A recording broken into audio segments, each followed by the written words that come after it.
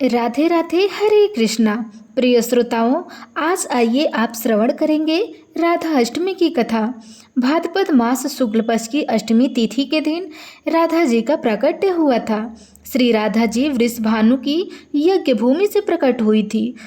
वेद तथा पुराण आदि में जिनका कृष्ण वल्लभा कहकर गुणगान किया गया है, वे श्री वृंदावनेश्वरी राधा सदा श्री कृष्ण को आनंद प्रदान करने वाली साध्वी कृष्ण प्रिया थी।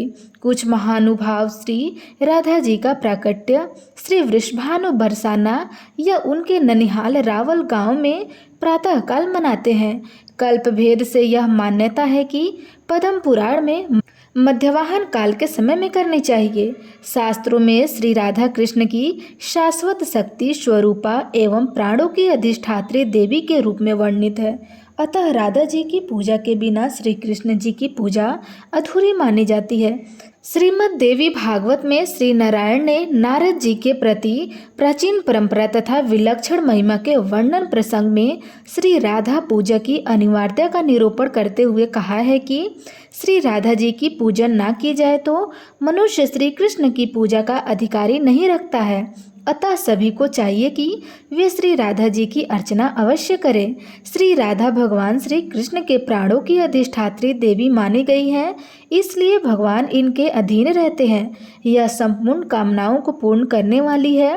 राधा अष्टमी के दिन जो भी भक्त सच्ची श्रद्धा के साथ, नियम और निष्ठा के साथ राधा और कृष्ण की युगल जोड़ी की पूजा अर्चना करता है या जिस भी कामना से इस दिन व्रत को धारण करता है और उनका पूजन किया जाता है, वह सभी प्रकार की कामनाएं पूर्ण हो जाती है। तो आइए सुनते हैं श्री राधा अष्टमी की व्रत कथा।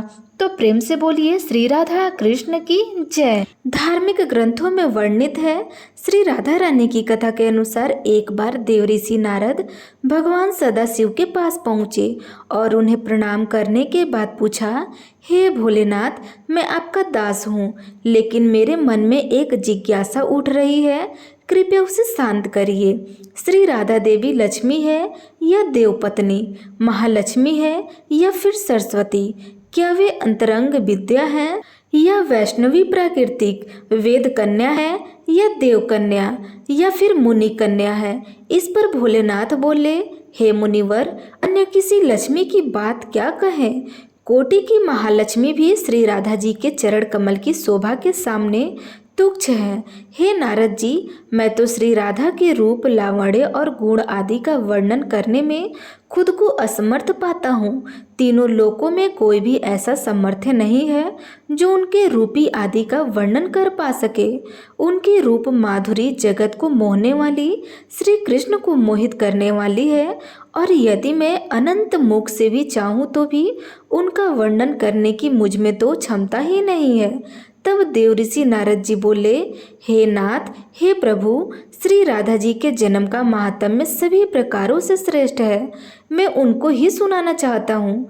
हे भगवान, सभी व्रतों में श्रेष्ठ श्री राधाष्टमी व्रत के विषय में मुझे बताइए। इस पर शिव जी ने कहा कि वृषभानुपुरी के राजा वृषभानु महान उद्धार थे। वे महान कुल में उत्पन्न हुए थे और सभी शास्त्रों के ज्ञाता भी थे। अणिमा, महिमा आदि 8 प्रकार की सिद्धियों से युक्त श्रीमान धनी और उतारवेता थे।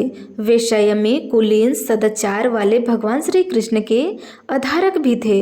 उनकी पत्नी श्रीमती श्री कीर्तिका थी। यह भी महालक्ष्मी जी के समान भव्य रूप वाली और परम सुंदरी थी। वे सर्व विद्या और गुणों से युक्त कृष्ण स्वरूप और महापतिव्रता थी। उनके गर्भ से ही भाद्रपद की शुक्ल पक्ष की अष्टमी तिथि को मध्याह्न काल में श्री वृंदावनेश्वरी श्री राधिका जी प्रकट हुई थी। शिव जी ने नारद जी को बताया कि राधा अष्टमी के दिन व्रत रहकर उनका पूजन करना चाहिए। इसके लिए श्री राधा कृष्ण के मंदिर को ध्वज, पुष्प, माला, वस्त्र, पताका, तोरण आदि से सजाना चाहिए। पंचरंग के मंडप बनाकर उनके भीतर षोडश कमल यंत्र के बीज श्री राधा कृष्ण की प्रतिमा स्थापित करें। इसके बाद राधिका जी की स्तुति और ध्यान करें। उन्हें सुगंध, पुष्प, फल, धूप आदि अर्पित करें। पूजा के बाद प्रसाद ग्रहण करें और रात्रि में जागरण करते हुए श्री राधा कृष्ण का कीर्तन करें। भगवान शिव देवऋषि नारद जी से कहते हैं कि जो मनुष्य भक्ति भाव से श्री राधा अष्टमी का अनुष्ठान करता है वह श्री राधा कृष्ण के सानिध्य में श्री वृंदावन धाम में स्थान पाता है और ब्रजवासी बनता है। श्री राधा जन्म महोत्सव का कीर्तन करने से मनुष्य भाव बंधन से मुक्त हो जाता है और जो व्यक्ति राधा नाम और राधा जन्माष्टमी की महिमा का गुणगान करता है उससे सभी तीर्थ का फल और विद्या मिलती है। शिव जी कहते हैं कि जो व्यक्ति श्री राधिका जी को भजता है उन्हें याद रखता है, उन्हें मैं भी भजता हूँ और उन्हें मेरी भी कृपा स्वतः प्राप्त हो जाती है। राधा नाम स्मरण निष्फल नहीं होता। श्री राधा जी सर्व तीर्थमयी और ऐश्वर्यमयी है। श्री राधा रानी के भक्तों के घर में कभी लक्ष्मी विमुख नहीं होती और जो राधा रानी की ध्यान करते हैं उनके घर श्री राधा जी के साथ ही श्री कृष्ण भी वास करते हैं। यह सब सुनकर मुनि श्रेष्ठ नारद जी ने श्री राधा अष्टमी में भक्ति भाव से पूजन किया और जो मनुष्य इस लोक में श्री राधा जन्माष्टमी के व्रत का यह महात्म्य सुनता है वह सुखी सम्मानित धनी और सर्वगुण संपन्न हो जाता है। भगवान शिव के अनुसार जो व्यक्ति धर्म के लिए श्री राधा मंत्र जपता है उनका मन धर्म में तल्लीन होता है और जो धन चाहता है उसे धन मिलता है और जो कामार्थी या मोक्षार्थी है उसे यह चीजें प्राप्त होती है। श्री राधा जी की भक्ति करने वाले सुखी विवेकी और निष्काम हो जाता है। अब चलिए इस पावन कथा को और आगे बढ़ाते हैं। भाद्रपद मास के शुक्ल पक्ष की अष्टमी तिथि के दिन बरसाने में अद्भुत आनंद और दिव्यता छा रही थी। आकाश में जैसे अंबर स्वयं पुष्पों से सज गया। चारों ओर दिशाओं में मंगल गीत, घंटियों की मधुर ध्वनि और शीतल वायु बह रही थी, क्योंकि आज का दिन केवल सामान्य नहीं था, आज श्री राधा रानी का जन्मोत्सव था। बरसाने के महल में वृषभानु महाराज और उनकी पत्नी माता कीर्ति अत्यंत हर्षित और प्रसन्न थे। वर्षों की तपस्या और भक्ति के फलस्वरूप आज उनके घर में वह दिव्य बालिका आई थी जिसे पूरा बरसाना प्रेम पूर्वक स्वागत करने के लिए उत्सुक था। श्री राधा रानी के जन्म के बारे में दो प्रचलित कथाएं हैं। पहली कथा के अनुसार राधा रानी महाराज वृषभानु और तालाब के एक कमल के पुष्प पर नवजात कन्या के रूप में लेटी हुई मिली थी। जैसे कमल का पुष्प जल पर खिला उसी समय उस पर एक नन्ही बालिका भी विराजमान हो गई। वृषभानु महाराज और नगरवासी अत्यंत प्रसन्न हुए। सभी ने मिलकर बालिका का स्वागत किया और उसे अपने हृदय में समर्पित कर लिया। दूसरी कथा के अनुसार महाराज वृषभानु और माता कीर्ति ने बहुत कठिन तपस्या की थी। वर्षों तक उन्होंने निरंतर ध्यान और उपवास किया और भगवती से संतान प्राप्ति की प्रार्थना की। तभी उनकी तपस्या इतनी गहन थी कि देवी देवताओं ने उन्हें आशीर्वाद दिया और इसी स्वरूप उनकी संतान श्री राधा रानी का जन्म हुआ। अब पूरे बरसाने में साथ सजावट होने लगी। गोपियां फूलों से आंगन को सजाती, स्त्रियां मंगल गीत गा रही थी और पुरुष ढोल नगाड़े से वातावरण को प्रफुल्लित कर रहे थे। आकाश से देवताओं ने पुष्प वर्षा की और गंधर्वों ने वीणा से सुमधुर की गीत गाए। हृदय से यही प्रार्थना कर रहे थे कि हे राधा रानी, आपका आगमन हमारे जीवन में प्रेम, भक्ति और आनंद की वर्षा लाए। राधा रानी के जन्म के बाद पूरा बरसाना खुशी और उल्लास से झूम उठा। आकाश में सूरज की किरणें जैसे विशेष रूप से उनके स्वागत के लिए और भी मधुर प्रकाश बिखेर रही हो। हर गली, हर आंगन और हर घर में मिठास और प्रेम का वातावरण बन रहा था। गोपियां और महिलाएं सज धज करके आंगन में पहुंची। उनके हाथों में रंग बिरंगे पुष्प, मुरली और दीपक थे। हर ओर मंगलमय गीत गूंज रहे थे। बच्चे पुष्पों की माला बनाकर और झूले सजाकर इस पावन अवसर को और भी भव्य बना रहे थे। तभी महलों से नन्ही राधा रानी को झूले में बिठाकर बाहर लाया गया। उनका सुंदर रूप, नन्हे नन्हे कोमल हाथ और पवित्र मुस्कान देखकर सभी ने हृदय आनंद और स्नेह से भर गया। गोपियों ने प्रेम पूर्वक उनके लिए पुष्पों और रंगों से सजावट की। नन्ही राधिका रानी का पालन झूलता और बरसाने की गलियों में देवी राधिका का मंगल नाद गूंजने लगा। पुरुष ढोल नगाड़े और घंटे घड़ियाल की ध्वनि से वातावरण को उत्सवमय बना रहे थे। नन्ही सी राधिका रानी पालने में विराजमान थी, लेकिन उनके नेत्र अभी तक बंद थे, क्योंकि उन्होंने प्रतिज्ञा कर रखी थी कि जब तक स्वयं श्री कृष्ण उनके सामने नहीं आएंगे वे अपने नेत्र नहीं खोल खोलेंगी। तभी दूर से कान्हा के छोटे छोटे कदमों की झनकार और उनकी मधुर हंसी की गूंज सुनाई दी। गोपियों और समस्त ब्रजवासियों ने देखा तो वे रोमांचित हो उठे। सभी ने देखा कि नन्हे श्री कृष्ण अपने छोटे छोटे पांव पर पवित्र धरती को छूते हुए राधा रानी के समीप पहुंच रहे हैं। जैसे ही श्री कृष्ण उनके सामने आए, नन्ही राधिका रानी ने अपने नेत्र तुरंत धीरे धीरे खोल दिए।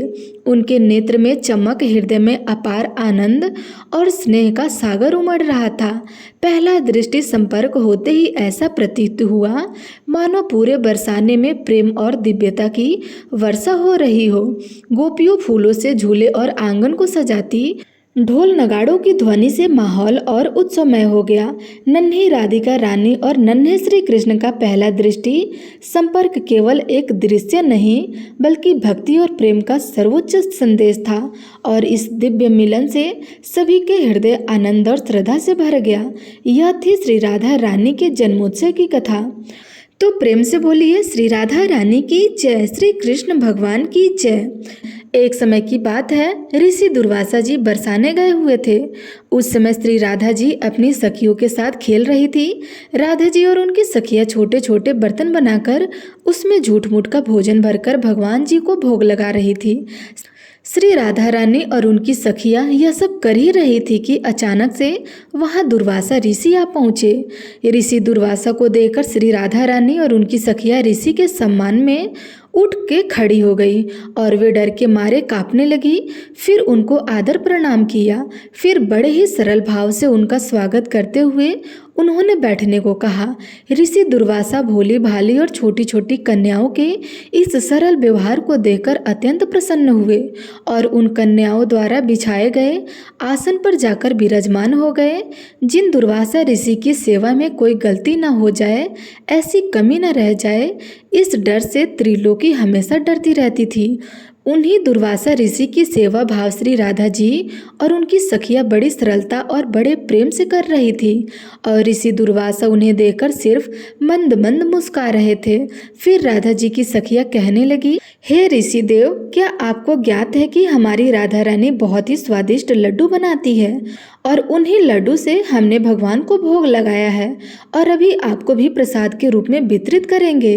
इसके बाद राधा जी की सखियां जाकर राधा जी के हाथों से बने हुए लड्डू का प्रसाद तो लाती हैं, परंतु वह लड्डू ब्रज रज का बना, खेल खेल में बना हुआ झुठमुठ का लड्डू था।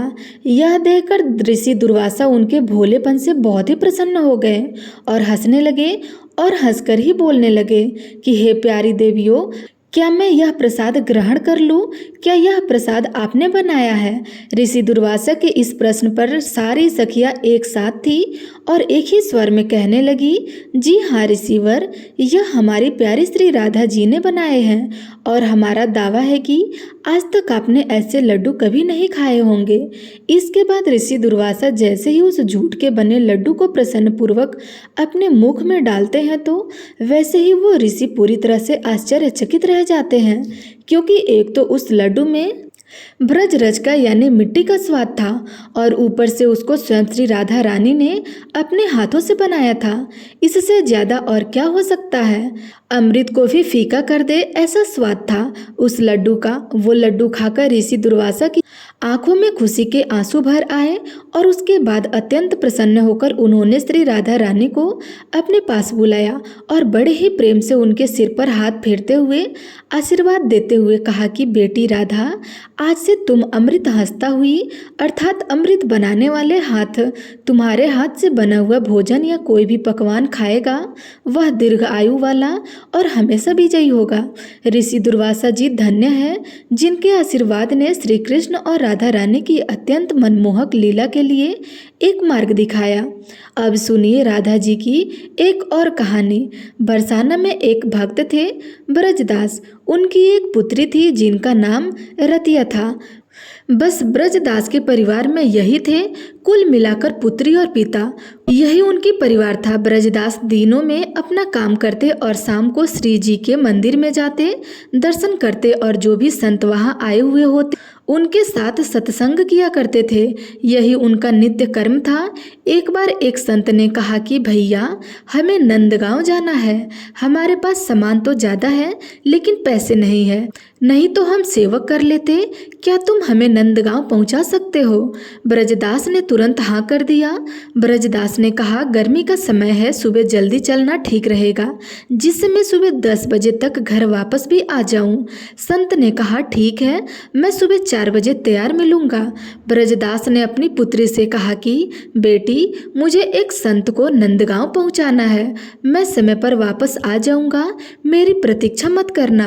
अब ब्रजदास जी सुबह 4 बजे राधे राधे करते नंगे पांव संत जी के पास गए, जिनका सामान उन्हें पहुंचाना था। संत जी ने सामान ब्रजदास को दिया और ठाकुर जी की पेटी और बर्तन स्वयं ले लिए। अब वे समय पर रवाना तो हुए, लेकिन संत जी को श्वास रोग था। कुछ दूर चलते फिरते बैठ जाते।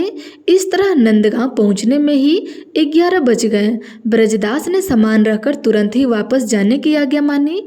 तब संत ने कहा कि भैया, जून का महीना है, 11 बज रहे हैं, इतनी दूर से थक कर आए हो और तुरंत ही जाने की बात कर रहे हो, थोड़ा जल तो पी लो, कुछ जलपान तो कर लो, फिर चले जाना। ब्रजदास जी कहने लगे, बरसाने की वृषभानु नंदिनी नंदगांव में ब्याही हुई है, इसलिए मैं यहाँ का जल नहीं पी सकता। संत जी की आंखों से आंसू बहने लगे। कितने वर्ष पुरानी बात है, कितना गरीब आदमी है, लेकिन दिल का कितना बड़ा है। ब्रजदास जी वापस राधे राधे कहते हुए रवाना हो गए। ऊपर से सूरज की गर्मी, नीचे तपती हुई रेत। भगवान को ब्रजदास पर दया आ गई और वे भी अपने भक्त ब्रजदास के पीछे पीछे चलने लगे। एक पेड़ की छाया में ब्रजदास रुके और वहीं मूर्छित होकर गिर पड़े। भयानक गर्मी थी, ऊपर से वे बिना पानी पिए ही वापस चल पड़े थे, क्योंकि उनका ऐसा मानना था कि राधा रानी उनकी पुत्री हैं और पुत्री की ससुराल में पानी पीना भयंकर पाप होता है। भगवान ने मूर्छा दूर करने का प्रयास किया, लेकिन ब्रजदास की मूर्छा दूर नहीं हुई। तब भगवान ने विचार किया कि मैंने अजामिल गीत गजराज को तारा, द्रौपदी को संकट से बचाया, लेकिन इस भक्त के प्राण संकट में है, कोई उपाय लग ही नहीं रहा। ब्रजदास राधा रानी का भक्त है, अब तो वे ही इसके प्राणों की रक्षा कर सकती हैं, आखिर उनको ही बुलाया जाए। भगवान भरी दोपहरी में राधा रानी के पास महल में गए। राधा रानी ने श्री कृष्ण को इस भयानक गर्मी में आने का कारण पूछा। अब भगवान भी पूरे मस्खरे हैं। कहने लगे, तुम्हारे पिताजी बरसाने और नंदगांव की डगर में पड़े हुए हैं, चलकर उन्हें संभालो। राधा रानी ने कहा, कौन पिताजी? भगवान ने उन्हें सारी बात समझाई और चलने को कहा। यह भी कहा कि तुमको ब्रजदास की बेटी के रूप में भोजन और जल लेकर चलना है। राधा जी तैयार होकर पहुंच गई। पिताजी पिताजी आवाज लगाई। इस समय वे ब्रजदास की पुत्री के रूप में वहां पहुंची थी। ब्रजदास जी ने सुना कि उनकी पुत्री उन्हें आवाज लगा रही है। तुरंत नींद से जग गए और बेटी के चरणों में गिर पड़े कि बेटी, आज तू नहीं आती तो मेरे प्राण चल जाते। फिर बेटी से कहा कि आज पता नहीं क्यों तुझे बार बार देखने का मन कर रहा था। राधा रानी कहने लगी, माता पिता को अपनी संतान तो अच्छी ही लगती है ना पिताजी, लीजिए अब आप भोजन ग्रहण कर लीजिए। ब्रजदास जी भोजन पाने लगे तो राधा जी कहने लगी, पिताजी घर पर कुछ मेहमान आए हुए हैं, मैं उनको संभाल लूं, आप आ जाना। कुछ दूरी के बाद राधा रानी अदृश्य हो गई और ब्रजदास जो भोजन कर रहे थे, उन्होंने अपने पूरे जीवन में कभी ऐसा भोजन नहीं पाया था। भोजन करके वे अपने घर की तरफ चल पड़े। जब अपने घर पहुंचे तब तक शाम हो चुकी थी। जाते हुए अपनी बेटी के पैरों में गिर पड़े। बेटी ने देखा तो अपने पिताजी को उठाकर कहने लगी, पिताजी आप यह क्या कर रहे हैं? ब्रजदास ने कहा कि बेटी, आज तुमने भोजन और जल लाकर मेरे प्राण बचा लिए, अगर तुम नहीं आती तो मैं आज जीवित नहीं वापस लौट पाता। बेटी ने सुना तो हैरान रह गई और कहने लगी, नहीं नहीं पिताजी, मैं तो यहाँ से कहीं नहीं गई थी। ब्रजदास ने कहा, अच्छा बता मेहमान कहाँ है? तब बेटी ने कहा, मेहमान? पिताजी, हमारे घर में तो कोई मेहमान नहीं आया है। अब ब्रजदास के समझ में सारी बात आ गई थी। उन्होंने अपनी बेटी से कहा कि बेटी, पता है तुम्हें आज क्या हुआ? आज तुम्हारे ही रूप में राधा रानी के दर्शन मुझे प्राप्त हुए। और जब बेटी को यह बात पता चली तो वह समझ गई कि राधा रानी ने आज उनके पिताजी पर प्रसन्न होकर उन्हें साक्षात दर्शन दिए थे। ऐसे है राधा रानी की महिमा। अगर किसी भक्त पर राधा रानी की कृपा हो जाए तो फिर वह अपने भक्त के पीछे कुछ भी कर सकती हैं। जैसे राधा रानी ब्रजदास जी की पुत्री बनकर उनके समक्ष प्रकट हो गई।